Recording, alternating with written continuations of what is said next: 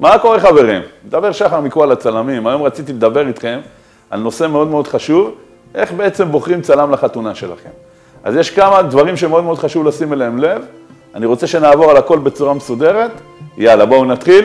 אני יודע שהחתונה זה בעצם היום הכי חשוב בחיים שלכם, ואתם מתכוננים אליו, ויש לכם חלומות איך יצא ומה יצא, אז מבחינת צילום זה הדבר הכי חשוב, כי בעצם צילום זה המזכרת היחידה שתישאר לכם מכל החתונה שלכם. אז צריך להשקיע בזה ולא להתפשר, ויש כמה נקודות שחייב לעבוד לפיהם, וככה לקבל את הצלם הכי טוב שאתם יכולים לאירוע שלכם. קודם כל, הדבר הראשון, אתם צריכים לראות את התיק עבודות של הצלם. מה זה אומר תיק עבודות של הצלם? כמובן, מה שהוא צילם, יש כל מיני סגנונות, הרי כל צלם יש לו את העין המקצועית שלו, ואת הסגנון הייחודי שלו. אז אתם צריכים לדעת, יש אנשים שמתמחים בדוקומנטרי, יש אנשים שמתמחים בלביים קצת את הזוג, יש אנשים שמתמחים בטבעי, כל אחד הסגנון שלו. אני תמיד ממליץ, לרוב, אנשים שיש להם בעיה עם מצלמה, שקשה להם קצת להיפתח מול מצלמה, אני חושב שהקטע המבוים יעשה להם הכי טוב, כי בעצם מה זה הקטע המבוים? זה בעצם לוקחים את הזוג, בסדר, שקשה להם עם מצלמה, ובעצם מעמידים אותם ומוציאים אותם בצורה היפה ביותר. אומרים להם מה לעשות, איך לעמוד, מאיזה זווית מחמיא להם. כמובן שגם עושים תמונות ספונטניות והכל, אבל זה לא יספיק לזוג כזה רק תמונות ספונטניות. אתם צריכים לדעת איזה מין זוג אתם. אם אתם אוהבים להצטלם, אז זה יותר קל, יותר טבעי, אתם כבר יודעים לבד מה לעשות.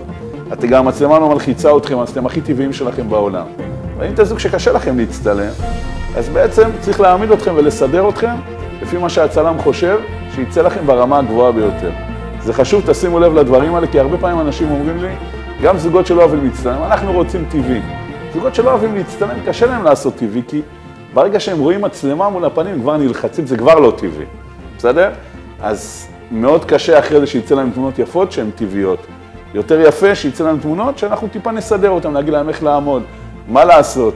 כמובן שנעשה להם גם תמונות טבעיות, אבל תיקחו את זה בחשבון, אתם יודעים מה הסגנון שאתם מחפשים ומה שאתם אוהבים, ולפי זה תסתכלו על התיק עבודות ותמשיכו הלאה עם הצלם.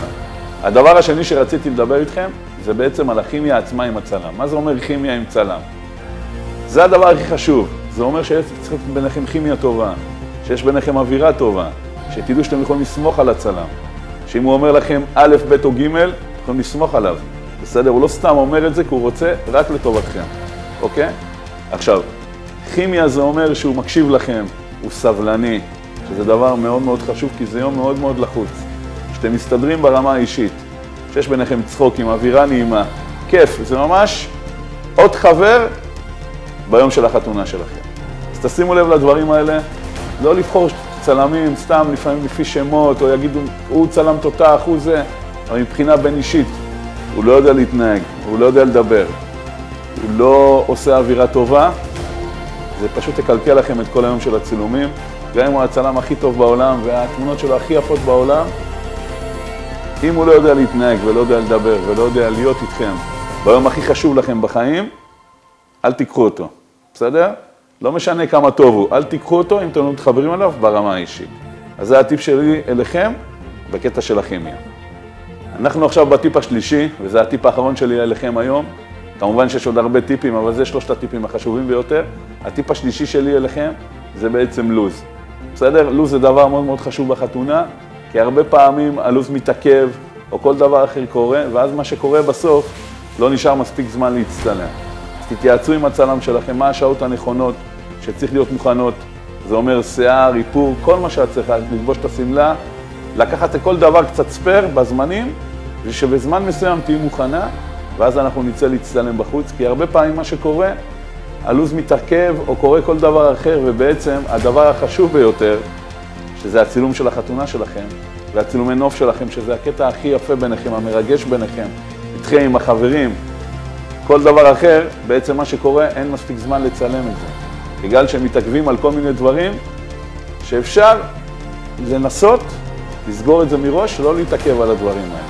כמו לקבוע עם המאפרת והמסרקת שעה מסוימת, בשעה הזאת שהצלם אומר, את צריכה להיות מוכנה.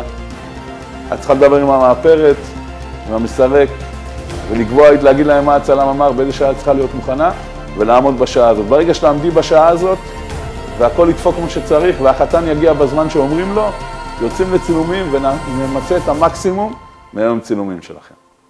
כל שאלה שיש לכם, אני אשמח שתפנו אליי, קוראים לי שחר מקואל הצלמים, אני אשאיר גם את הטלפון שלי, את הפרטים שלי, אני אשמח מאוד שתיצרו איתי קשר, כל שאלה שיש לכם, לא חשוב מה היא, שקשורה לצילום, אני אשמח מאוד לעזור לכם, ושיהיה לכם המון המון מזל טוב, ואני מקווה שעזרתי לכם, וכל שאלה כמובן אתם מוזמנים בשמחה.